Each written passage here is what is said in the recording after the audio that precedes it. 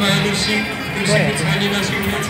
उहाँले पनि सम्पूर्ण आफ्ना पितृहरूको सम्झनामा भनेर 505 रुपियाँ दान गर्नुभएको छ। दुर्गाबहादुर सिंहले उहाँको सम्पूर्ण परिवारलाई हामी धेरै धेरै धन्यवाद दिन चाहन्छौँ। यसै गरी हुनुहुन्छ वर्षा शर्मा, स्वर्गीय नारायण शर्माको सम्झनामा सम्पूर्ण पितृहरूको सम्झनामा पनि उहाँको घोराई 3 निवासी हुनुहुन्छ वर्षा शर्मा। उहाँलाई हामी धेरै धेरै धन्यवाद दिन्छौँ। उहाँले 105 रुपियाँ दान गर्नुभएको छ। उहाँलाई पनि हामी धेरै धेरै धन्यवाद। यसै गरी राधा घरती मगर हुनुहुन्छ, प्युठानबाट हुनुहुन्छ। उहाँले पनि सम्पूर्ण कुल पितृहरूको सम्झनामा भनेर रु 155 रुपियाँ दान गर्नुभएको छ। म उहाँको सम्पूर्ण परिवारलाई धेरै धेरै धन्यवाद दिन चाहन्छु। यसै गरी हुनुहुन्छ यशोदा सुवेदी हुनुहुन्छ, कुल पितृहरूको सम्झनामा भन्नुभएको छ। भोलिका घरमा निवासी हुनुहुन्छ, उहाँले पनि 125 रुपियाँ दान गर्नुभएको छ। उहाँलाई धेरै धेरै धन्यवाद दिन चाहन्छु।